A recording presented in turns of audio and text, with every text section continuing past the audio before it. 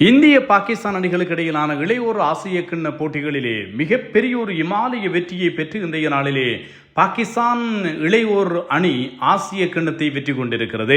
191 ஓட்டங்கள் வித்தியாசத்தில் ஒரு இமாலய வெற்றி என்று சொல்லலாம் பாகிஸ்தானுக்கு கிடைத்திருக்கிறது.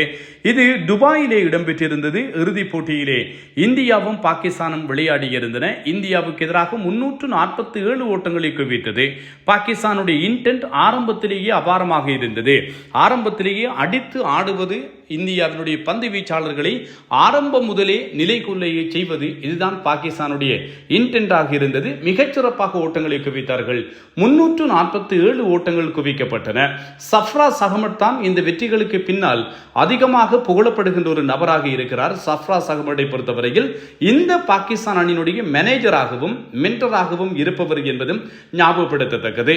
ஆசிய கிண்ண தொடர் ஆரம்பமாவதற்கு முன்னர் பாகிஸ்தானை பொறுத்தவரையில் அவர்களிடம் ஒரே ஒரு ஆசிய கிண்ணம் தான் இருந்தது என்பதும் சுட்டிக்காட்டத்தக்கது. அதுவும் ஜாயிண்ட் சாம்பியன்ஸ்களாக பாகிஸ்தான் அணி 2012 ஆண்டு இந்திய மற்றும் பாகிஸ்தான் அணிகள் ஜாயிண்ட் சாம்பியன்ஸாக ஆசிய கிண்ண தொடரை, இளையோர் ஆசிய கிண்ணத்தை வெற்றி கொண்டிருந்தார்கள். அதை விடுத்து 1989 ஆண்டு முதற்கொண்டு பார்த்தால் இடம்பெற்று வருகின்ற இளையோர் ஆசிய கிண்ண போட்டிகளில் பாகிஸ்தானிடம் எந்த கிண்ணமும் இல்லை என்பது மிகுந்த ஆச்சரியத்துக்குரியதாக இருக்கிறது. பங்களாதேஷிடம் 2 இருக்கிறது, ஆப்கானிஸ்தானிடம் 1 இருக்கிறது, பாகிஸ்தானிடம் தனியே 1 இல்லை, இந்தியாவோடு சேர்ந்துதான் 1 இருந்தது என்பதும் சுட்டிக்காட்டத்தக்கது. இப்படி இருக்க ஆசிய கிண்ண வரலாற்றிலே அதிக வெற்றிகளை பெற்றிருக்கின்ற அணி என்கின்ற பெருமை இந்தியாவிற்கு தான் இருக்கிறது. மொத்தமாக 7 ஆசிய கிண்ண தொடர்களிலே 8 ஆசிய கிண்ண தொடர்களிலே இந்தியா சாம்பியன் ஆகி இருக்கிறது. 7 தனியவும் 1 பாகிஸ்தானோடும் சேர்ந்து என்பதும் குறிப்பிடத்தக்கது. 8 தடவைகள் இந்தியா, பங்களாதேஷ் 2 தடவைகள், ஆப்கானிஸ்தான் 1 தடவை, பாகிஸ்தான் 1 தடவை என்று இருந்தது. இப்போது பாகிஸ்தானுக்கு 2வது தடவையாக ஆசிய கிண்ணம் கிடைத்திருக்கிறது என்பதும் ஞாபகப்படுத்தத்தக்கது. அந்த அளவு தூரம் பாகிஸ்தான் அணி இளையோர் ஆசிய கிண்ண தொடர்களிலே மோசமாக விளையாடி இருக்கிறதா என்று சொல்லி எண்ண தோன்றி இருக்கிறது. இந்த பாகிஸ்தான் அணியை பொறுத்தவரையில் ஆசிய கிண்ண வரலாற்றிலே ஒரு அணி அதிகபட்ச ஓட்டங்கள் வித்தியாசத்திலே தோற்கடித்திருக்கின்ற 2வது சந்தர்ப்பமாக இந்த சந்தர்ப்பம் அமைந்திருக்கிறது. பங்களாதேஷ் அணி ஐக்கிய அரபு அமீரகத்தை 195 ஓட்டங்கள் வித்தியாசத்திலே வென்றிருக்கிறது. பாகிஸ்தான் அணி இந்தியாவுக்கு எதிராக 191 ஓட்டங்கள் வித்தியாசத்தில் வென்றிருக்கிறது. ஒரு இறுதிப் போட்டி ஒன்றிலே இவ்வாறு ஒரு மோசமான தோல்வி தழுவப்பட்டிருக்கின்ற முதல் சந்தர்ப்பமாக இளையோர் ஆசிய கிண்ண வரலாற்றிலே இந்த போட்டி அமைந்திருக்கிறது. சஃப்ராஸ் அகமட்டை உங்களுக்கு தெரிந்திருக்கும். இந்த தொடரினுடைய மென்டர் மற்றும் மேனேஜர் என்று டபுள் ரோல் அவருக்கு கொடுக்கப்பட்டிருந்தது. இவர் ஏற்கனவே 2006 ஆண்டு அணி தலைவராக இந்தியாவை தோற்கடித்து இளையோர் கிண்ணத்தை, உலக கிண்ணத்தை வென்றிருந்தவர். இதே மாதிரி 2017 ஆண்டு இன்னும் ஒரு ஐசிசி தொடர் இந்திய பாகிஸ்தான் அணிகளுக்கு இடையில் இடம்பெற்ற போது சாம்பியன்ஸ் ட்ரோபியை இவர் வென்றிருந்தார் என்பதும் ஞாபகப்படுத்தத்தக்கது. இப்போது அண்டர்-19 ஏசியா கப்புக்கு மேனேஜர் மற்றும் மென்டர் என்று சொல்லி 2 பதவிகளை வைத்துக் கொண்டு இவர் இந்தியாவை தோற்கடித்திருக்கிறார் என்பதும் இங்கே சுட்டி சொல்லக்கூடிய ஒரு விஷயம். மிக பெரிய அளவிலே சஃப்ராஸ் அகமட்டுக்கு பாராட்டுக்கள், வாழ்த்துக்கள் குவிந்து கொண்டிருக்கின்றன என்பதும் கவனிக்கத்தக்கது. அந்த அளவு தூரம் அவரை அவருடைய ரசிகர்கள் புகழ்ந்து கொண்டிருக்கிறார்கள். குறிப்பாக இந்த போட்டிகளை பொறுத்தவரையில் இந்திய பாகிஸ்தான் அணிகள் விளையாடிய ஒரு இறுதிப் போட்டி கிட்டத்தட்ட 2017 ஆண்டு சாம்பியன்ஸ் ட்ரோபிக்கு நிகராகத்தான் இந்த போட்டி பார்க்கப்பட்டது. பாகிஸ்தான் முதலில் துடுப்படுத்தாடி 338 ஓட்டங்கள் 4 விக்கெட்டுகளை இழக்க இந்தியா டாப் ஆர்டர் அப்படியே சரிய ஒட்டுமொத்தமாக 158 ஓட்டங்களுக்குள் சுருண்டது. பாகிஸ்தான் 180 ஓட்டங்களால் வெற்றி பெற்றது. அப்போது சஃப்ராஸ் பாகிஸ்தானுக்கும் கோலி இந்தியாவிற்கும் தலைவர்கள். இந்த இளையோர் ஆசிய கிண்ண தொடரிலே அதே மாதிரி தான் 347 ஓட்டங்களை பாகிஸ்தான் குவித்தது. இந்தியா 156 ஓட்டங்களுக்குள் சுருண்டது. 191 ஓட்டங்கள் வித்தியாசத்திலே இவர்கள் வெற்றி பெற்று பாகிஸ்தான் வெற்றி பெற்றிருக்கிறார்கள் என்பதும் சுட்டிக்காட்டக்கூடிய ஒரு விஷயம். 2023 ஆண்டு வரைக்கும் இந்தியாவை பொறுத்தவரையில் 9 ஆசிய கிண்ண தொடர்களிலே 8 தம்பசம் வைத்திருந்தார்கள். ஆனால் 2023 ஆண்டுக்கு பின்னர் இந்தியாவை பொறுத்தவரையில் 2 தடவைகள் இறுதிப் போட்டியிலே தோற்றிருக்கிறார்கள் என்பதும் சுட்டிக்காட்டத்தக்கது. 2023 பங்களாதேஷ், 2024 பங்களாதேஷ், 2025 இப்போது பாகிஸ்தான் என்று ஆசிய கிண்ண தொடரில் இந்தியா இல்லாமல் தொடர்ச்சியாக 3 வெவ்வேறு அணிகள் சாம்பியன் மகுடத்தை சூடியிருக்கின்றன என்பதும் ஞாபகப்படுத்தத்தக்கதாக இருக்கிறது. இன்று காலை முதற்கொண்டு ரசிகர்கள் விறுவிறுப்பாக பார்த்து ரசித்திருந்த ஒரு ஆட்டமாக இந்த ஆட்டம் இருந்தது என்பதும் ஞாபகப்படுத்தத்தக்கது. மன்ஹாஸ் என்று சொல்லப்படுகின்ற ஒரு இளம் வீரர், அவருக்கு மிக நல்ல ஒரு எதிர்காலம் இருக்கிறது. ஒரு மெச்சூரிட்டியான ஒரு இன்னிங்ஸை ஆடியிருந்தார். அவர்தான் இறுதிப் போட்டியினுடைய நாயகனாகவும் அது மாத்திரமல்லாமல் தொடர் நாயகனாகவும் தேர்ந்தெடுக்கப்பட்டிருக்கிறார். பாகிஸ்தான் அணிக்கு இந்த ஆண்டு என்பது அவ்வளவு மோசமான ஆண்டு கிடையாது. ஆசிய கிண்ண தொடரிலே இந்தியாவிடம் இறுதிப் போட்டியில் இவர்கள் தோற்று போனார்கள். மொஹ்சின் நக்வியிடம் அவர்கள் இந்தியா கிண்ணத்தை வெல்ல மாட்டோம், கிண்ணத்தை ஏந்த மாட்டோம் என்று சொல்லி அடம் பிடித்தார்கள். மிகப்பெரிய ஒரு சர்ச்சையாக அமைந்திருந்தது. இறுதியில் கிண்ணம் இதுவரைக்கும் இந்தியா கைகளிலே ஒப்படைக்கப்படவில்லை. இந்த மொஹ்சின் நக்வி தான் பாகிஸ்தான் கிரிக்கெட் சபையினுடைய தலைவர். இது மாத்திரமல்லாமல் ஆசிய கிரிக்கெட் சபையினுடைய தலைவர்.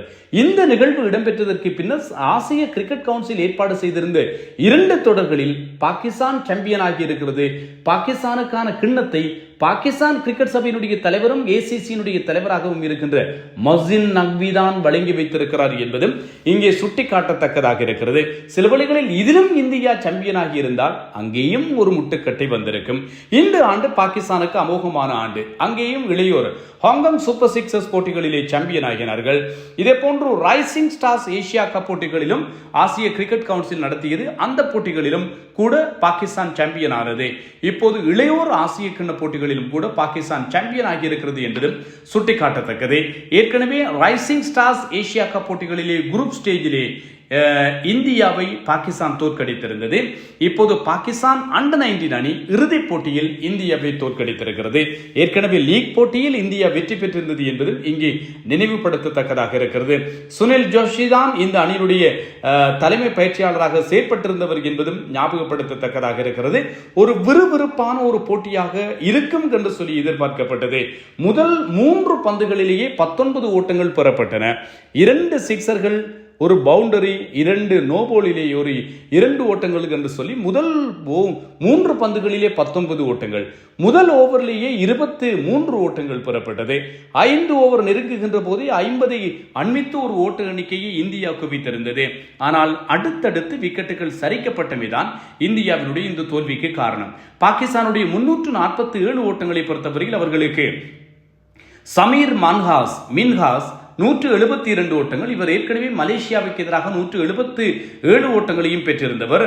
ஹம்சா சஹூர் 18 ஓட்டங்கள், உஸ்மான் கான் மற்றும் சமீர் மின்ஹாஸ் ஆகியோர் 98 ஓட்டங்கள் இணைப்பாட்டம். அதற்கு பின்னர் அகமது ஹுசைனோடு சமீர் மின்ஹாஸ் ஒரு சதக இணைப்பாட்டத்தை புரிந்தார். இவர்கள் இருவரும் அடுத்தடுத்து நல்ல இணைப்பாட்டத்தை புரிந்தார்கள். இறுதியில் இந்தியா ஓரளவிற்கு பந்து வீச்சிலே ஒரு நல்ல கம்பேக் கொடுக்க 347 ஓட்டங்களை பெற்றுக் கொண்டது. பந்து வீச்சை பொறுத்தவரையில் 3 விக்கெட்டுகளை தீபேஷ் தேவேந்திரன் கைப்பற்றினார். 83 ஓட்டங்கள் பெறப்பட்ட நிலையில் 83 ஓட்டங்களுக்கு 3 விக்கெட்டுகளை கைப்பற்றியிருந்தார். இதே போன்று கிலான் பட்டேல் 2 விக்கெட்டுகள், கெனில் பட்டேல் 2 விக்கெட்டுகளை கைப்பற்றினார்கள். பாக்கி இந்தியா அண்டர் 19 பொறுத்தவரையில் வைபவ் சூரியவன்சி 10 பந்துகளில் 3 சிக்சர்களோடு 26, ஆயுஷ் மாத்ரே சென்னை சூப்பர் கிங்ஸுக்காக விளையாடி வருபவர், இந்தியாவினுடைய கேப்டன் 2 ஓட்டங்கள் மட்டுமே. ஆரோன் ஜார்ஜ் தொடர்ந்து 3 ஆட்டங்களிலே அரிச்சதம் அடித்து அசத்தி இருந்த ஒரு வீரர், எதிர்காலத்திலே நம்பர் 3 விளையாடக்கூடிய நல்ல ஒரு வீரர் என்று சொல்லி எதிர்பார்க்கப்பட்டவர். இவர் ஒரே ஓவரிலே 3 பவுண்டரிகளை அடித்தார். பின்னர் அந்த ஓவரிலே ஆட்டம் இழந்தார். ஜோர்ஜ் 16 ஓட்டங்கள், மால்கோத்ரா வைஸ் கேப்டன் 7, திரிவேடி 9, கடந்த போட்டியிலே இரட்டை சதம் அடித்திருந்த விக்கெட் காப்பாளர் குண்டு 13 ஓட்டங்களுக்கு என்று சொல்லி நடையை காட்டியிருந்தார்கள். 156 ஓட்டங்களுக்குள் இந்தியா சகல விக்கெட்டுகளையும் பறிகொடுத்தது. அலி ராசா 4 விக்கெட்டுகள், முகமது சயாம் மற்றும் ஜுபான் ஆகியோர் 2 விக்கெட்டுகள், ஹசிபா ஆப்கானுக்கு 2 விக்கெட்டுகள் கிடைத்திருந்தது. பாகிஸ்தானுக்கு ஒரு மகத்தான ஒரு வெற்றி, மனது மறக்காத ஒரு வெற்றி கிடைத்திருக்கிறது. அதற்கு காரணம் இந்தியாவை இறுதிப் போட்டியிலே தோற்கடித்திருந்தமை என்பதும் ஞாபகப்படுத்தத்தக்கது. வாழ்த்துக்கள் பாகிஸ்தான் இளையோருக்கு. ஒரு மிகச்சிறப்பான ஒரு கிரிக்கெட்டை ஆடி இருக்கிறார்கள். மொஹ்சின் நக்வியும் சந்தோஷப்படுவார் தன் கைகளால் பாகிஸ்தானுக்கு கிண்ணத்தை வழங்கி வைத்தமைக்காக. இந்தியாவையும் குறைத்து மதிப்பிட்டு விட முடியாது. கடந்த 3 ஆண்டுகளாக ஆசிய தொடர்களிலே இந்தியா கொஞ்சம் தடுமாற்றத்தை சந்தித்திருந்தாலும் கூட தொடரிலே டொமினேட் செய்த ஒரு அணி இந்தியா என்பதும் கவனிக்கத்தக்கது. அவர்கள் இறுதிப் போட்டியில் மட்டும்தான் தோல்வியை தழுவியிருக்கிறார்கள். ஆனால் கிண்ணமும் இல்லாமல் போயிருக்கிறது என்பதும் ஞாபகப்படுத்தத்தக்கது. உலகக்கிண்ண ஆட்டங்கள் வருகின்றன. உலகக்கிண்ண ஆட்டங்களிலே எவ்வாறு இந்த அணிகள் விளையாடுகின்றன என்று சொல்லி நாங்கள் அறிந்து கொள்ளலாம். நான் தில்லையம்பலம் தரணிதரன். இன்னும் ஒரு காணொளியில் சந்திப்போம்.